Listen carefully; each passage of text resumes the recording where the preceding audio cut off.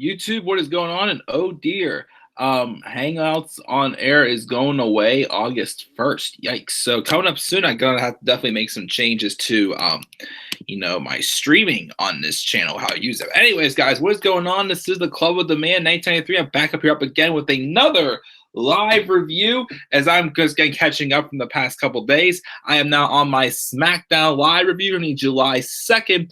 2019 edition of SmackDown Live that took place in San Antonio, Texas, a beautiful city. I just visited there back in February.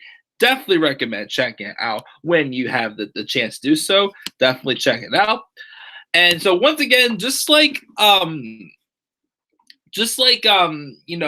this past week with the executive directors announced for Raw and SmackDown. Paul Heyman for Raw, Eric Bischoff of SmackDown.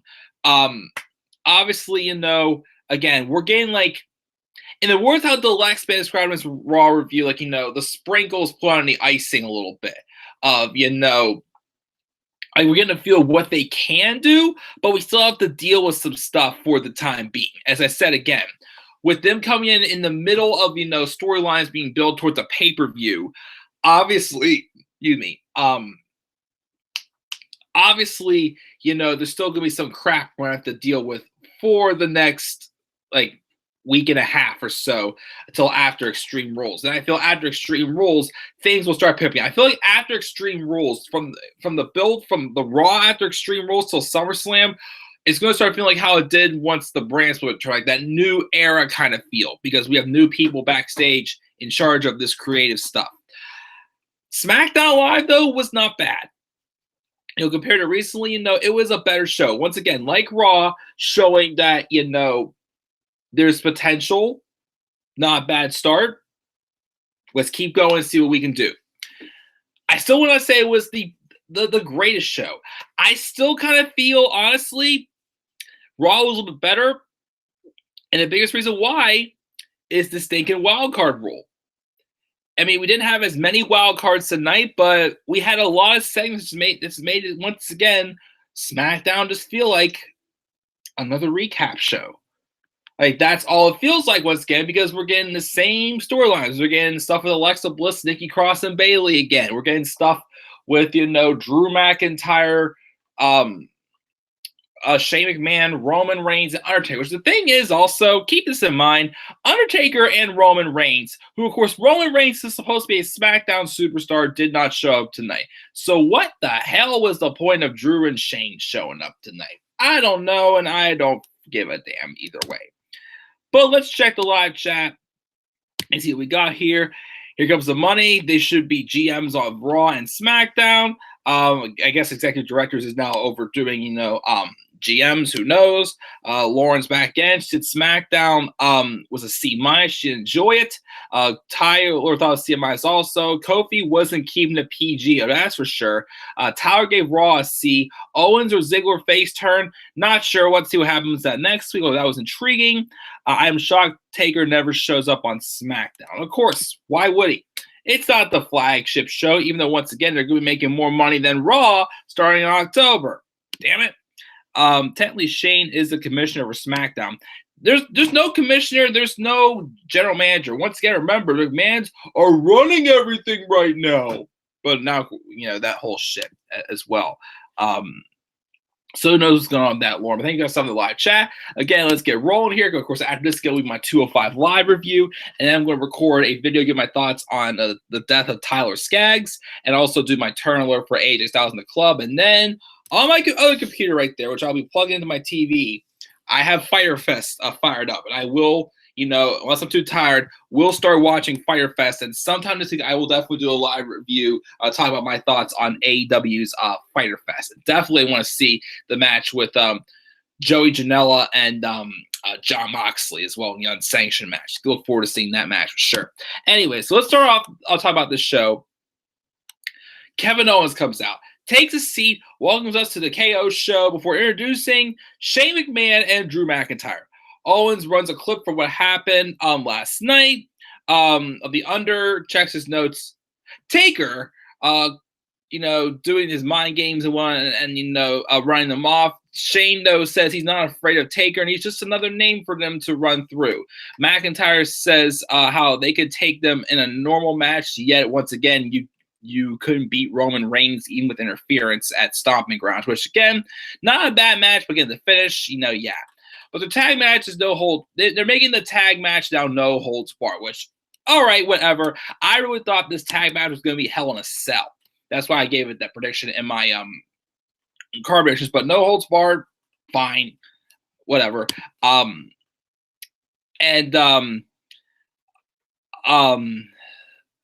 it's going to be a vicious physical assault like no one's seen before. Owens then rolls the clip again and plays devil's advocate, saying he looks a little afraid of Taker, but he knows he's not afraid.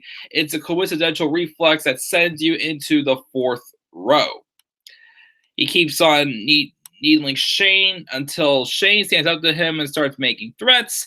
And out comes Dolph Ziggler, who KO just screams at him because no one interrupts his show. And then he starts yelling about how it should be him because everyone's sick of it. Ziggler tells Owens he belongs in a hot dog eating contest, but Owens says at least he'd win the contest, which is more than Dolph could say. And if he wants a title match, management is right here. They can decide who gets it. Shane says neither of them deserve it, but they can team up to wrestle Heavy Machinery tonight, and the winning team will be added to the tag title match at Extreme Rules, which at the time it was Daniel Bryan Rowan against Big E and Xavier Woods, even though, once again, they lost to Owens and Zayn at Stomping Grounds in a good tag match. Once again, did nothing for them. And then New Day pins the tag champions in that tag match. That's how they've earned the title opportunity for sure. And hold on, I need to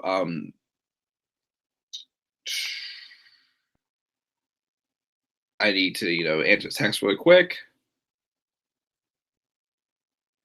Anyways, so yeah, it's weird there, but okay. So I'm like, okay, they're actually giving Owens an actual SmackDown Superstars tag team partner. Okay, let's see where that goes. But obviously, though, kind of showing more of a babyface side of Owens there. Can't say for sure I thought he turned face or not, but of course, I'll get to that at the end of the review.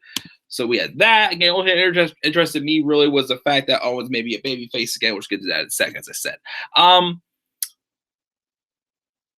Then we see Bryan and Roman interview backstage. Bryan complains about the match involving New Day in a triple threat, but vows to leave Extreme Rules as tag champs. And then New Day interviewed and point out that the tag title match being the three-way stacks the odds against them, but they're going to take back what's rightfully theirs by kicking in the door, becoming your new tag team champions for the 6th time. We get a match with Daniel Bryan and Big E. Not too bad of a match. Again, I do remember these two did have a match in the gauntlet match. When was this again? Yes, let's have a gauntlet match a while ago. And I thought they definitely put on a solid showing. I thought that they did put on for sure in the match. But eventually, Daniel Bryan though wins the match with the with the flying knee because afterwards Big E, of course, before that happened, Big E was shrugging off the chest kicks, hit a big splash. Bryan, though, knocked to the floor off the ropes. Big E then nails him with a forearm, but Rowan is able to put Big E into the post while referee Mike Chioda is checking on him. Bryan in charge and hits the flying knee, and he gets the win. Afterwards, the R-Truth being interviewed back about his recent title loss. He lost to Drake Maverick on Raw. At first, he doesn't want to talk about it, but then he mentions he's heard that Drake Maverick is in town. So he's coming for him. We then see Alexa Bliss, Nikki Cross, where Nikki Cross wants Alexa Bliss to host her show, Moment of Bliss. Nikki's worried because she's never done any hosting before, but Alexa talks her up and she gets fired up to host tonight's edition of A Moment of Bliss and sends the break. Nikki comes out as the host. She welcomes Bayley, who enters and takes her seat before thanking her for her warm welcome. Cross defends Alexa, but the hugger ain't having it, telling her she doesn't have to do her bidding. Nikki says she's not doing her bidding. She's just hosting your show. She thinks it's unfair how Bayley drags Alexa's name through dirt, to which a hugger says what's unfair is that last week Cross beat her in the ring and last night she beat Carmella. So why is Alexa wrestling for the title Extreme Rules and not her? Nikki's like, well, I don't know, but I want a match with you now, so let's get into the ring. They have a match and Bayley beats Nikki Cross. Then accomplished none of the fact that Alexa and then Nikki Cross saying, I don't talk in a good accent. So if, in case you guys can't understand me, that's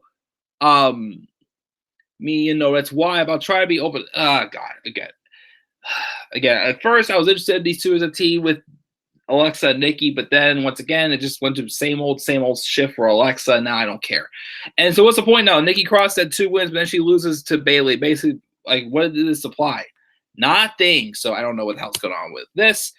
We have another promo with Mustafa Ali talking about how kids are told how their name defines them, but he's the one that's going to change that. After he becomes WWE champion, the ring announcers say his name, that'll change minds. So again, these interesting, promos of him, wandering around, kind of like, in like a suburb there, because he's from Chicago and whatnot. Interests me for sure. So I wonder what they're going to do with Ali once he gets back into the ring. We'll have to wait and see. We didn't have this segment, which was pretty good. Kofi Kingston come out, and so does Samoa Joe. Caleb Braxton's about to start asking questions, but then Joe tells her to get out of the ring to avoid collateral damage. He tells Kofi that was an act of generosity, of benevolence, something that Kofi is very familiar with. Every time New Day are given chance opportunities, his boys offer him up because Kofi is their guy and the game recognizes game. Some hustle with fear, others with charisma, and Kofi goes around like he's everybody's friend. But the truth is, he's just using them. In a couple of years, you wouldn't be surprised if Xavier was reduced to hype man and Big E to his butler. Kofi says he'll say it again. At WrestleMania, he beat Daniel Bryan for the title by himself. And at Stomping Grounds, he beat Dolph Ziggler by himself. And at Money in the Bank, he beat Kevin Owens by himself. And Joe will be no different at Extreme Rules. Of course, yes, they had that one match again at Super Showdown where Dolph, manipulated Xavier Woods to be somewhat, helping Kofi. But once again, Kofi's beat everyone else by himself. So they can't quite go over that story. But anyways, what has Samoa Joe done besides losing the U.S. title to Ricochet? But if he's honest, he has sympathy. He also feels bad because what happened to the old Samoa Joe that would take all corners instead of sneaking around playing hide and seek. Joe said that's what he's talking about. Kofi's always ready. So slick, pandering to these mindless idiots that think he cares about him. Right on cue, Kofi says the part where he insults his family, but he gets it. He knows that he's doing it because he's jealous. Jealous Joe, as he calls him. He gets it. He'd be jealous too. Because, be honest, he'll never have a moment like he had with his kids at WrestleMania. Joe says it doesn't matter how often he comes out here and says it. People love their willful ignorance. So he's going to prove Kingston isn't who he says he is. He asked him to shake his hand to prove that he recognizes that the man standing before him is the next WWE champion.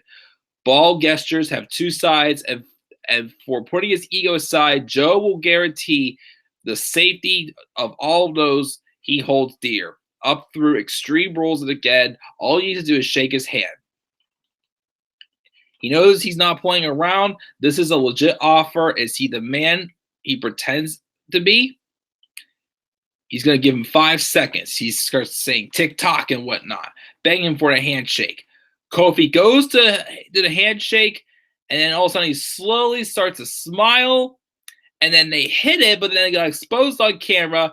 He gave Joe the bird, and gave him the bird, and then Joe, of course, about to snap, and then Kofi is in with the trouble in paradise, send him out of the ring. So obviously, once again, Samoa Joe playing his typical mind game, saying, Kofi, you really aren't the man you claim you are, or whatnot. Even though, once again, they can't go back to the whole thing that Kofi can't win a match by himself. That's not true. Other than that one match, Kofi's beating everyone else by himself. But it's just the mind games happening. I mean, yes, he didn't pin Ziggler. Well, he did last week when he beat him by himself. But just these interesting mind games saying that Joe's playing again are effective. Even though, once again, it's a Raw and SmackDown superstar going for a SmackDown title. Should be a good match, so I definitely think it could be a good way to put over Kofi for sure and see what got in store for SummerSlam, even though it's probably going to be Shane McMahon and Kofi at SummerSlam. If they're going to have this stuff, just have Roman dethrone Shane. First off, don't do it at WrestleMania. But two, I'd rather see that happen than Roman and Brock, so whatever. But we'll see. I think this match with Kofi and Joe is going to be good. Backstage, Heavy Machinery interviewed where Tucker asked Otis to show what they went through their minds when they got this opportunity, and Big Otis vibrates like mad for a beat. Tucker says that Dolph and Kevin have 18 titles between them, but they've never won titles together, and they scout that information. They have a lot of respect for them, but they're not a team, and tonight, the way they see it, Ziggler and Owens are going to implode. Otis says they're going to get the titles because they're coming! And then we have Bobby Lashley cutting some promo from his hotel about what happened last night, say he's hurting, but Strowman got what he deserved, and next time he sees that son of a bitch, he's going to send him somewhere worse than the hospital, basically. So, once again, as I said, Raw, maybe a last man standing match between Extreme Rules. We'll have to wait and see. Live chat. Check the live chat before we continue on.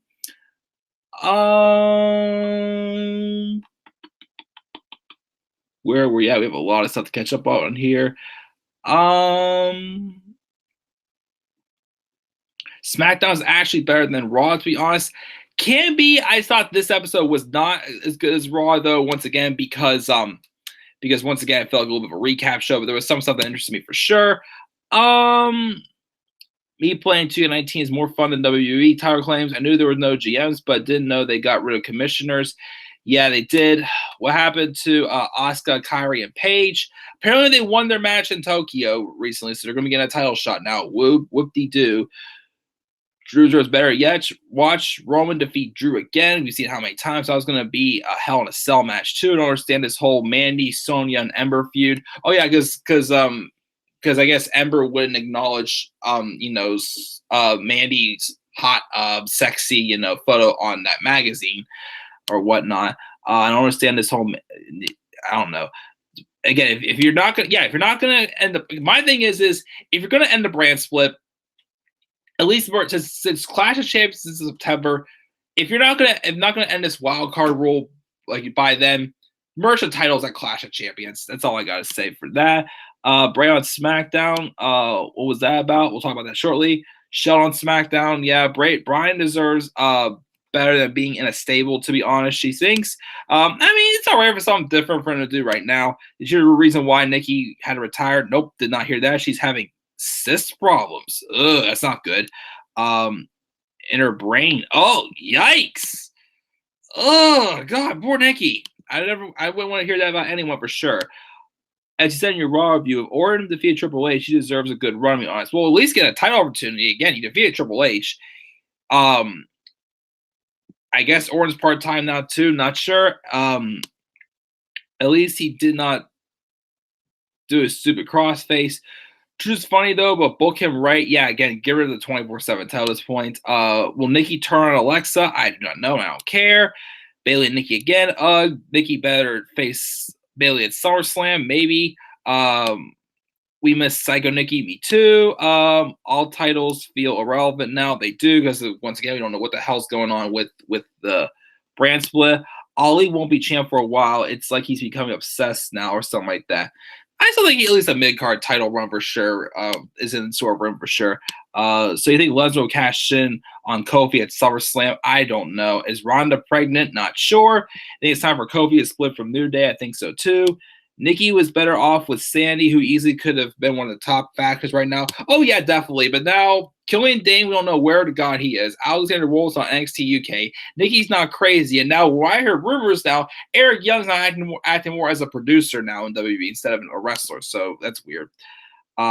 Vince screwed them up for sure. And Joe needs to win at WWE at some point. Stop wasting his time. Do you think AEW will demolish WWE in October? We'll have to wait and see. Now, since we have some fresh, names in terms of creative, maybe be a little more competition. Hopefully SmackDown will defeat Raw in ratings. I hope so too. Thanks, Bischoff. What was Bray and Sheldon doing on SmackDown? That was weird. I didn't see Bray Wyatt. We saw the the characters in the background again. Just give Roman the bell, Tyler says. All right, but anyways, moving on. We had the long-awaited match with Andrade Cien Almas and Apollo Crews.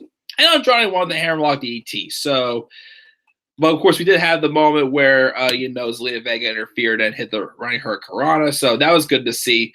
Fun seeing that. But Andrade won there. Backstage, we see Kevin Owens wanted to talk with Dolph Ziggler. But Dolph wants to do everything himself. Owens must be honest, they hadn't had a great track record because, they faced each other, 13 times before their match at Fastlane 2016. Remember that show, guys? Yeah, pretty bad. Maybe change the point teaming them up, though. They're both pretty good on their own, but maybe together they could be something worth a shot. Why not give this a try? Ziggler's like, fine, just go out there, be professional, and we'll win. They shake on it. Dolph says some snarking comment about the hot dogs, and Owens comes back and is like, be cool, man. Ember Moon walking backstage, and she's getting ready for a match. And then we see Aleister Black in the dark room saying no one was there when he answered the door last week, but he applauded to ever not because they're fighting on spirituality plane now.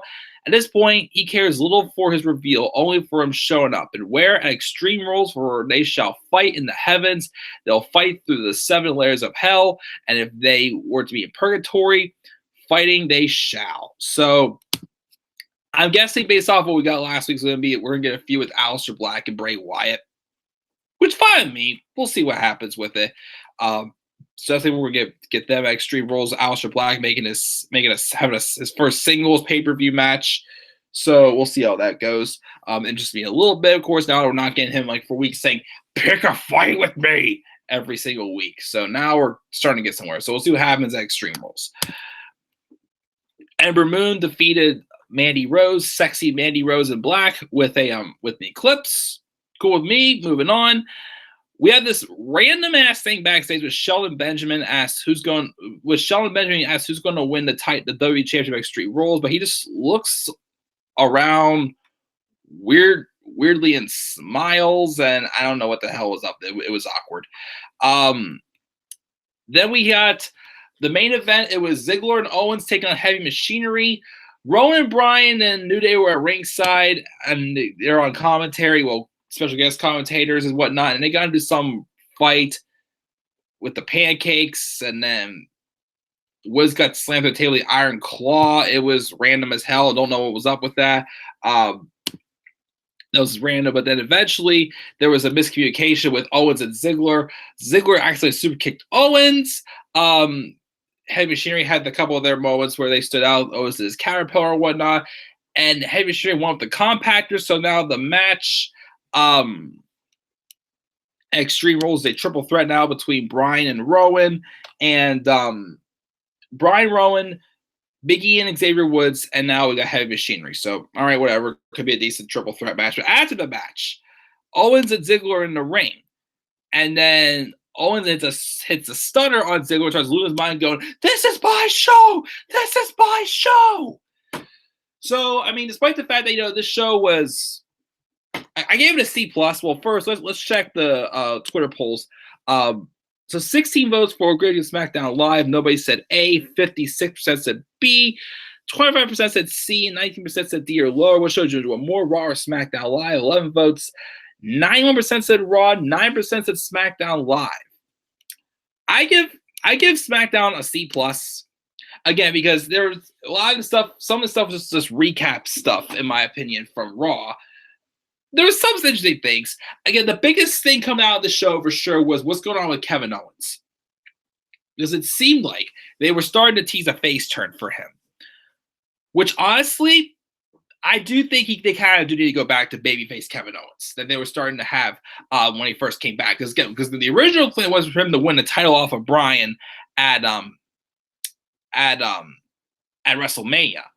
And then I heard it was supposed to be Mustafa Ali because they wanted an Arabian being champion going into the Super Showdown.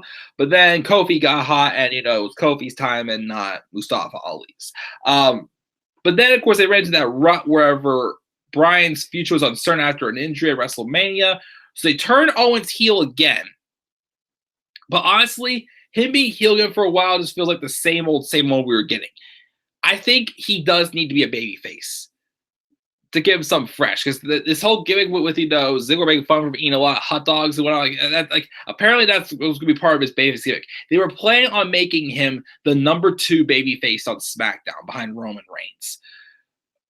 But even though right now, though, I mean, I'd like to see them try to get with him as a babyface. My thing though is how can you do this again though when he immediately went back to his old self being a heel? Like how can you trust Kevin Owens? Once again, if he literally did the same thing he does to everyone that he turns on, basically, that's my only problem that they give him a baby face. If they try to turn it face again, gotta make it make sense some ways. But personally, I do feel Owens is desperately need to be run as a babyface and keep him and Sammy on separate brands for a while. Again, I love those guys working together, what they do together, but once again, I think they need a break from each other. With C+ for SmackDown Live, I gave Raw the better edge this week. Check the live chat before I check out here with this review. Is Heyman still going to work with Lesnar as he is the writer for Raw? I think so. Rollins and Ambrose going at it on Twitter over the WWE product, the AEW product. I didn't hear about this. Kevin should stop doing the stunner. I disagree. I think he should. I don't want Roman champ. Other people are more deserving. Haven't watched pay-per-view since Super Showdown. It's going to be Orton. When was the Tokyo event? Last Friday, apparently. Alistair and Bray, she doesn't agree with. Ever since Finn became champ, he hasn't been on TV much. I agree. I don't know why they aren't teasing more with him and Nakamura. Great review. Kind of tired. Have to work at 10 a.m. See you guys Friday for the top 10. Sure thing. Good night. It should be AJ beating Bryan Main. We've heard it how many times. Alistair and Buddy Murphy would be awesome. Pretty sure most people forgot he was on the main roster. Sure, Alistair Black and Buddy Murphy would be a great match, I definitely think. Of course, I was hoping, because he saw my predictions for Extreme Rules, my predicted match card, which was, once again, thank you guys very much for getting that over 1,000 views. Let's see if we can get to 5,000 before the pay-per-view. We got to go start with 1,000, so we'll see if we can get a couple more 1,000 views on that card as well. And I do want to get my TakeOver Toronto card predictions out very soon as well also. But yeah, guys, I think it's going to be it for my my review of SmackDown Live. I'm going to take a couple-minute break once again and do 205 Live and then record the Turn Alert, the Tyler Skaggs video, and then I'm going to start watching Fyter Fest tonight. I have it already loaded up on Bleacher Report right now, so, I will gladly get that started after I finish catching up tonight. So once again, guys, C+ for SmackDown Live. Enjoyed Raw better this week. What are your thoughts on SmackDown Live? What are your thoughts down in the comment section below? Slap a like on my video, subscribe on my channel. Follow me on Twitter at DemandEverybody3. I'll see you in a few minutes for 205 Live review. So I'll see you guys then. Have a great night. Not join me live for that. And peace out, everybody.